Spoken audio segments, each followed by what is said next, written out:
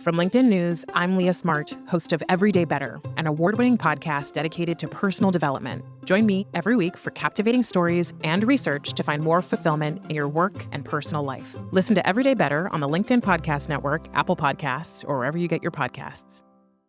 The HP AI PC breaks language barriers instantly by translating up to 44 languages in real time, powered by the Intel Core Ultra processor. With the right tools, work doesn't have to feel like work. Learn more at hp.com/AIPC.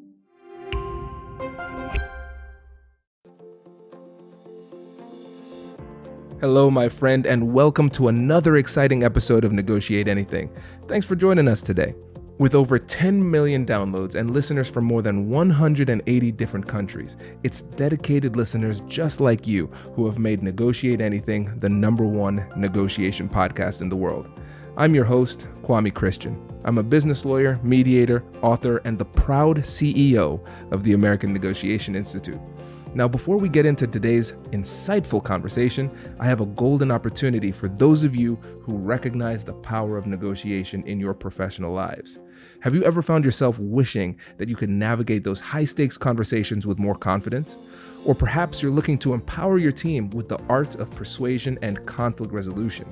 At the American Negotiation Institute, we've crafted specialized keynotes and workshops tailored for those very needs. We've transformed the negotiation skills of professionals worldwide, and we're eager to do the same for you. We believe the best things in life are on the other side of difficult conversations, and our goal is to help you improve your lives and the lives of those around you, one difficult conversation at a time. Don't let another challenging conversation leave you second guessing. Click the link in the description to discover how we can help you find confidence in conflict, negotiate better deals, and have stronger relationships. Because in the world of business, every conversation counts. And now, without further ado, let's jump into the interview. Kelli, thanks for joining us today. Oh, thank you so much for having me.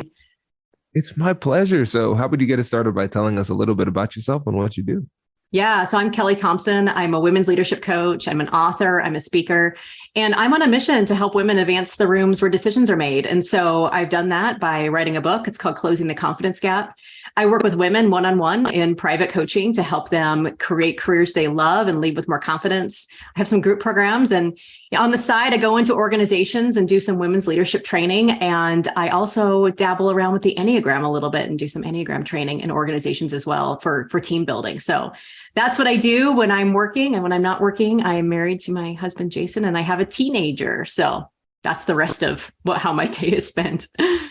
Oh, this is great. And listeners, I know if you've been listening to this show a lot, in my mind, there's so many different angles we could go down. We could talk about the Enneagram. We could talk about negotiating with family, your kids, those type of things. We could bond over the fact that we both have the word confidence in our book titles, all of these things, so many different places.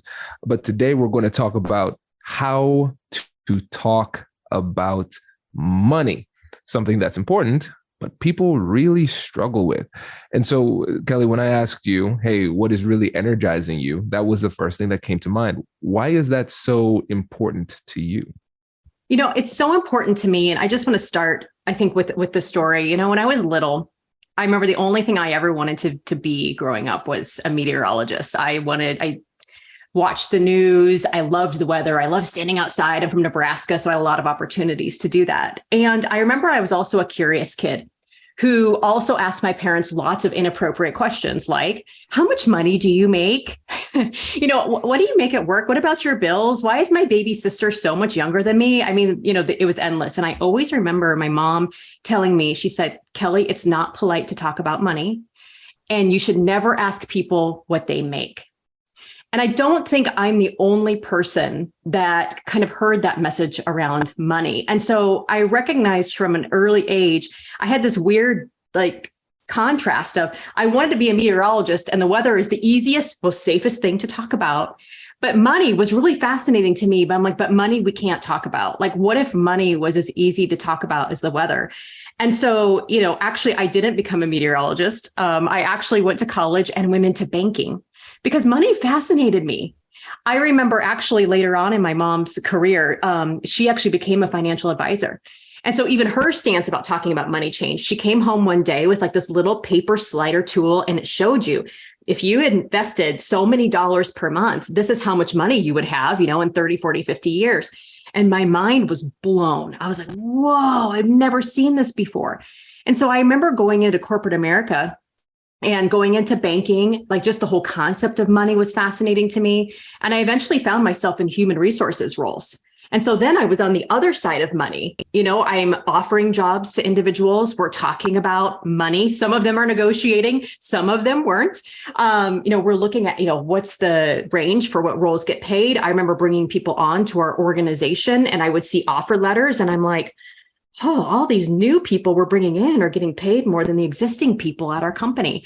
And so I remember just this conversation around money just became so fascinating to me, because as an HR person, I was talking then about money all day long, negotiating, being on the other end of that. But then as I kind of progressed in my career, I had to take my own advice and, learn how to negotiate as well.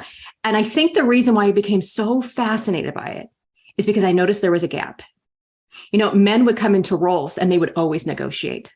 And when they did negotiate, they would negotiate for much more than what women did. I noticed that in their job applications, they typically listed a higher starting salary than maybe what their female counterparts were listing.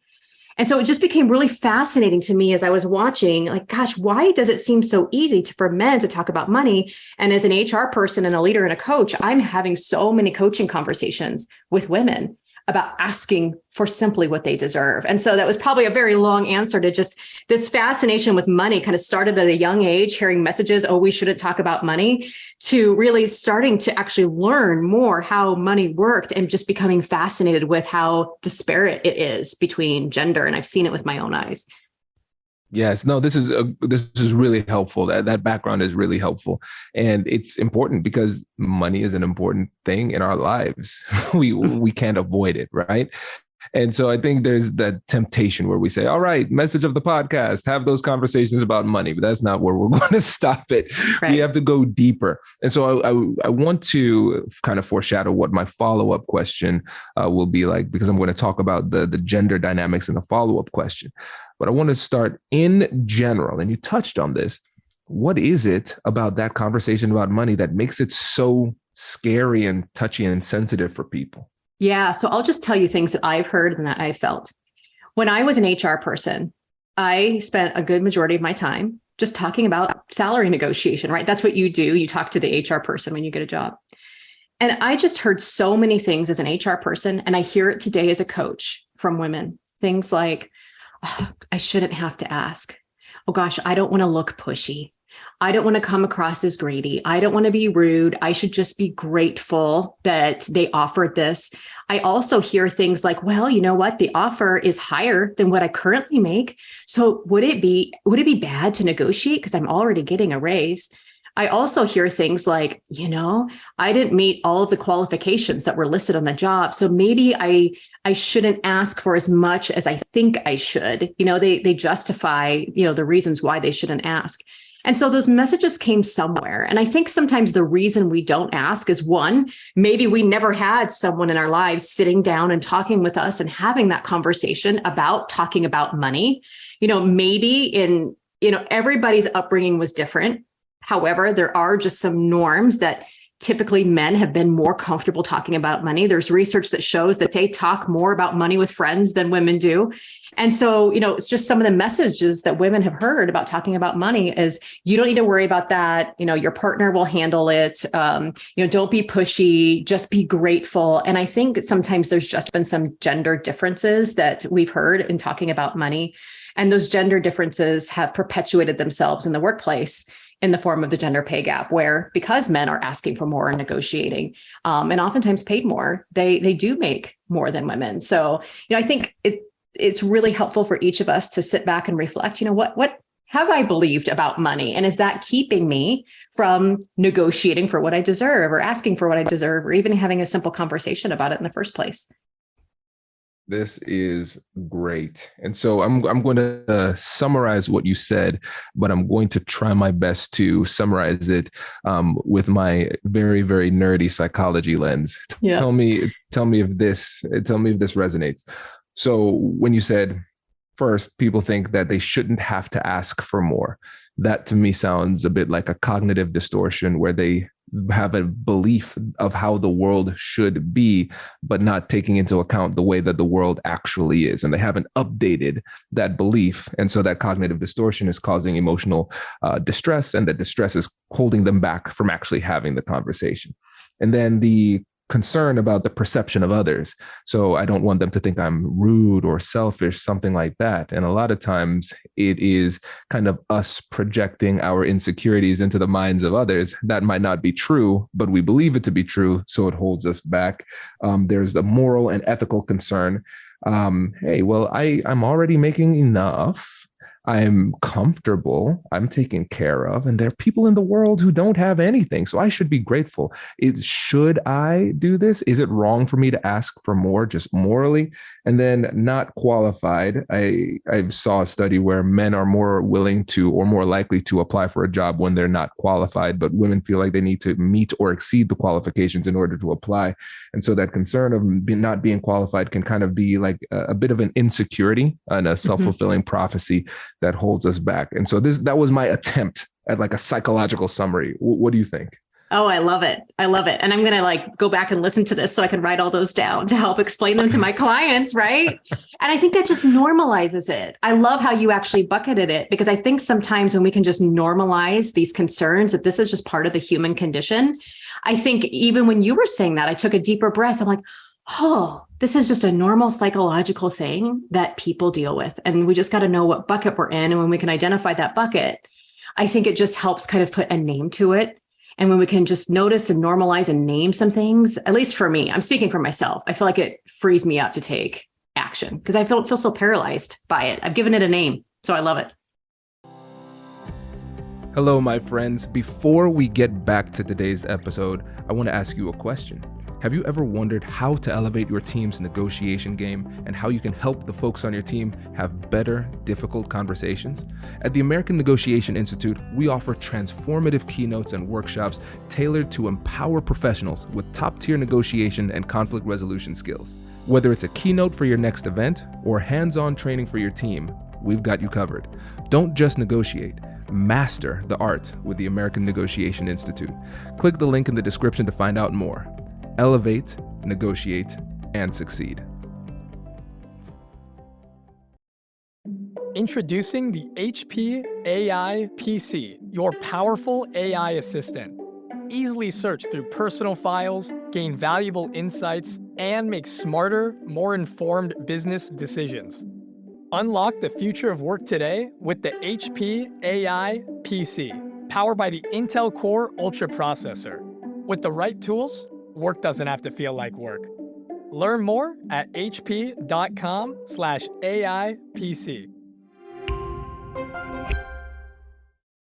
Yeah, it's helpful because when you have a label, when you have a name, then you actually have a target. And I think otherwise you can kind of look at yourself and say, I'm broken, I'm messed up, I'm the problem. And then that can lead to shame. And then shame causes us to pull back. And so we're not engaging in the difficult conversation. And we're not even really wrestling with it internally because it's such a shameful thing. We don't feel comfortable even exploring it. So yeah, that normalization, that's important because then when you realize, oh, this is just common psychology. I'm just human. Yeah. That's what Dang it. I'm part of the human condition, right?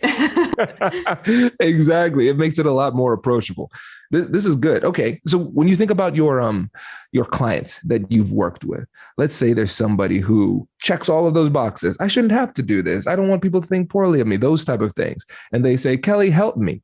Mm-hmm. What are the internal changes that they need to make in order to feel more comfortable and confident talking about money? Yeah. So we really start with internal work. And so I'm glad we're talking about the psychology of it. So when I have a client who comes to me and says, oh, gosh, I just don't think I'm qualified to ask for this salary range or, what I think I should, we often start and say, okay, let's just kind of unpack that a little bit. Tell me why you don't feel qualified. I even ask them, when you think about the thought of not feeling qualified, where do you feel that in your body? And sometimes they tell me, oh, I feel my stomach. I feel sick. I feel contracted. And that can be a big clue for them energetically that what they're feeling actually really is in alignment with their truths. It's not a way that we want to move forward. And so sometimes I just ask them just to flip it. I just say, you know what, let's just explore the opposite for a moment. I want you to tell me at least 3 or 4 reasons why you are qualified. And, luckily, if they're in the job search process, if they kind of get that blank look on their face, I'm like, well, let's pull out your resume, shall we? And, even just, having that evidence of like, well, I launched this big project. I saved my organization $3 million. I, funded this, big program, and now the company is more successful. And so I'm like, so it sounds to me like there's actually quite a bit of evidence that you are qualified. And lots of times when we can kind of look at that evidence, they're like, oh yeah, the opposite is just as true. My brain thinks I'm not qualified. That doesn't feel good. And when I don't feel good, I don't take action. But here's all this evidence. Yeah, I actually am qualified. So if you're listening and you're like, gosh, that's me, I would really encourage you to think about what are 3 to 4 reasons why you are qualified. Think about things that you've done in your career that you would be proud of telling someone. And then really go in and be like, well, how does that feel in your body?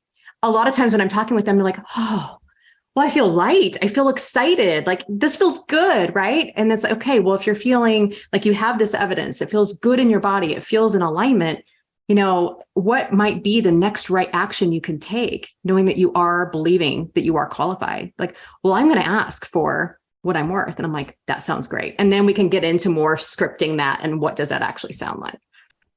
Oh, so much to talk about here. So first, I want to talk about the IKEA effect. And so what they found is that people who buy furniture from IKEA, because they have to build it, they feel a greater emotional attachment to it.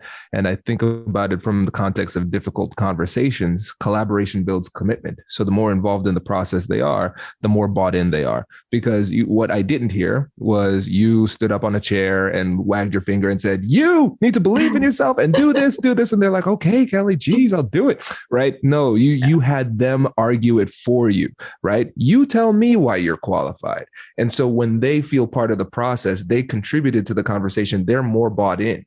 So then when you ask, what do you think you should do? You're not telling them what to do. You're having them tell themselves. It makes it more likely for them to do it and then do it confidently. So I think that's really, really smart. And I think that's something that we all could incorporate in our difficult conversations as well. Just ask somebody to say, hypothetically, what if the opposite was true?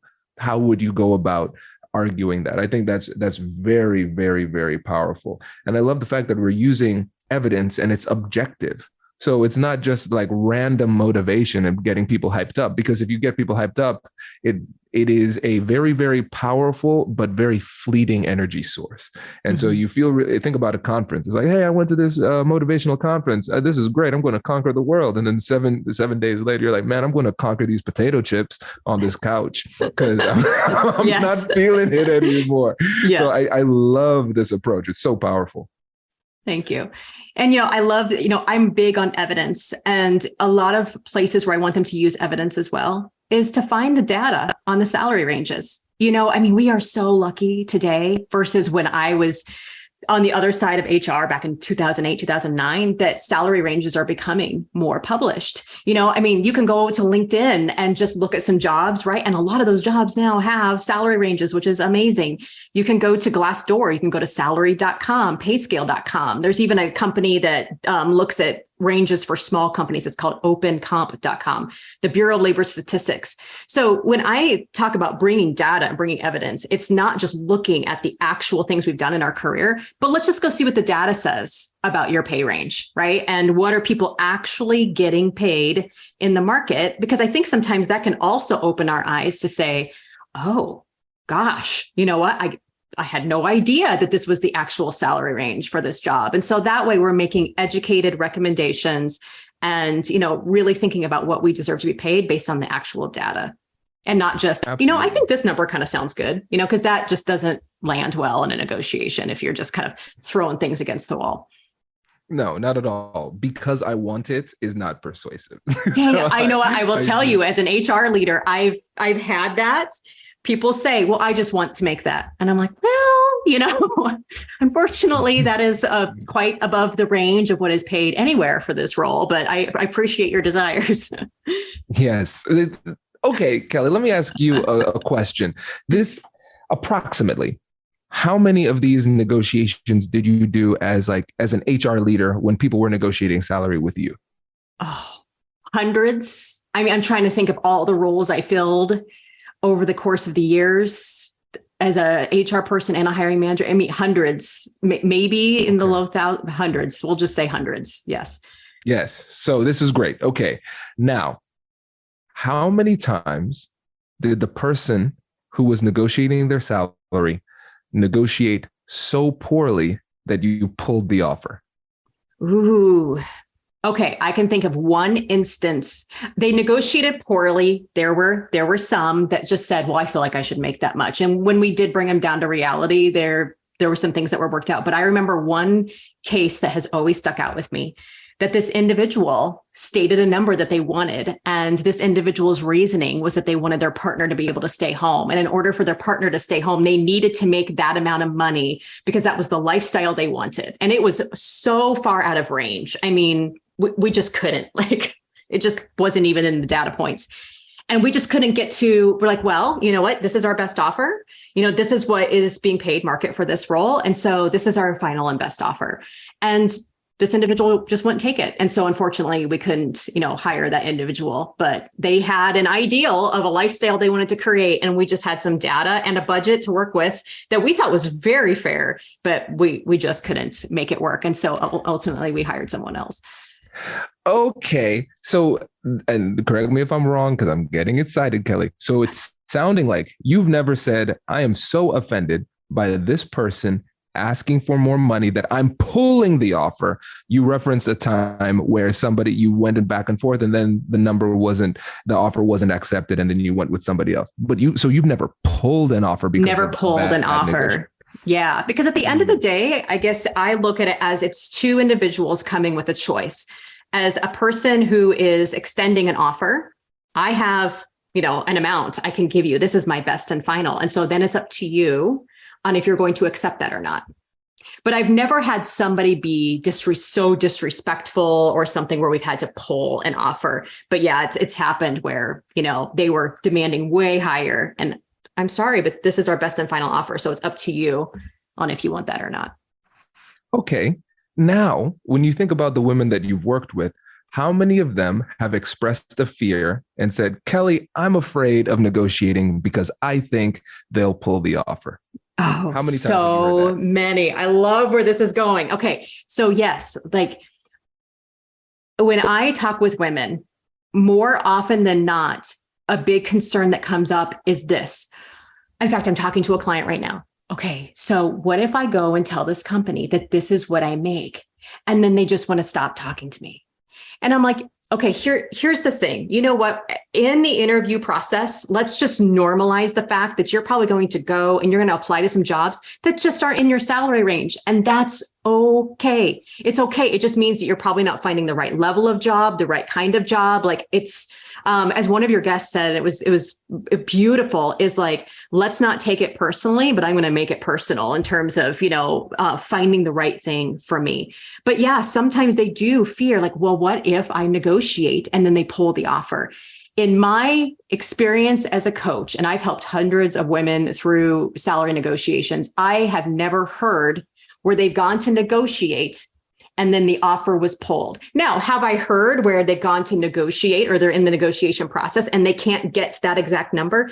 Yeah. And the employer says, gosh, this is as high as we can go. Thank you for asking. And they either take the job or they don't. But I've never been on the other end of it with a client where they've been, respectfully and tactfully and thoughtfully negotiating where somebody says, well, we're just going to pull the offer. I haven't seen it. Has it happened? Probably, but I haven't seen it. Yes. Oh, this is great, Kelli. So this reminds me of one of my favorite acronyms for fear: false evidence appearing real, right? Yeah. And so it is a fear that holds us back. But when you just look at it statistically, it is unlikely to really manifest itself in a meaningful way. Now, that doesn't mean that every negotiation is going to go exactly how you want, but it's like I say on the podcast all the time, negotiation isn't the art of deal making, it's the art of deal discovery. I'm coming to this conversation to chat with you to see whether or not there's a deal to be made. Sometimes that number just does not match. And I think when people have that fear of negotiation and they say, well, it's I don't want to give that number because I'm afraid they'll say no, they'll get offended or things like that, or maybe the negotiation won't be successful. good. Yeah. Because that's a deal that shouldn't have been made, number one. And you get an opportunity to practice. So when you do negotiate with the job that is for you, you'll be more skilled and more confident too. So it's a win-win. Oh, 100%. And that's exactly what I tell my clients. I'm like, job interviewing is a lot like dating. Like, it's just not that different, right? You just sometimes have to go on a lot of dates and have a lot of conversations before you find the right one. And I think there's two things that are really important to remember here. One, I am always encouraging my clients to negotiate in alignment with their values. So showing up, getting curious, making requests, having conversations in a way that feels aligned to them so that no matter what happens, whether they reach a deal or we don't reach a deal, I walk away from that interaction feeling good because I showed up in a way that honors myself. And then on the other end of that, like I always remind folks, I'm like, listen, like I've been on the other end of hundreds of these conversations. For us as HR people, talking about money is like talking about the weather. All day long, I get on the phone, I'm interviewing, how much are you making? What's your current salary? Like making offers. Like, you know, I remember working at a bank and being a bank teller and opening my cash drawer and seeing all the money. And the first time you see all that money, you're like, whoa, you know, but then after a while, it's literally just paper. And so I really just want to normalize this for folks that one, yes, negotiate in alignment with your values. But remember, on the other end is an individual who literally talks about money all day long. And for them, this is just business, right? It's just the weather. And so I think sometimes when we can normalize that like me on the other end, I expected people to negotiate. I expected people to ask. I was ready to talk about money. So just know that HR folks are ready to talk about money. So don't let us down. This is great. Kelli, I appreciate this. This is great. If I did not own the company, it encourages me to negotiate my own salary. So I hope everybody else listening to this episode says, you know what, I'm going to go out and get that money. I'm going to make Kelli proud. And let's say somebody's saying, listen, I want to get that money, but I need some confidence. Maybe I need some coaching. What is the best way for them to reach you? The best way to find me is my website, KelliRaeThompson.com. I'm Kelli with an I, an R-A-E. On my website, under the downloads tab, I actually have a free salary negotiation guide that has tips. It has scripts, which everybody loves a script, so they know what to say to make it their own. And then, of course, I love to hang out on LinkedIn. And so I'm LinkedIn/Kelli Rae Thompson, and I'm on Instagram at Kelli Rae Thompson as well. Awesome. Listeners, we will have links to all of those in the description of this episode. Kelli, thank you so much for joining us. Really appreciate it. Oh, congratulations. Thank you. I love being here talking about money. You've just joined an elite club. By listening to a full episode, you're now officially on the Negotiate Anything team. So welcome aboard. What most team members do is they subscribe to the podcast because that allows them to automatically get the latest episodes of the show. The best things in life lie on the other side of difficult conversations. Keep learning, keep practicing, and keep getting better. Your relationships will improve, your career will soar, and you'll have the confidence you need to get the most out of these crucial conversations. Again, thank you for joining the team. We're excited to have you, and I will see you in the next episode. I'll catch you later.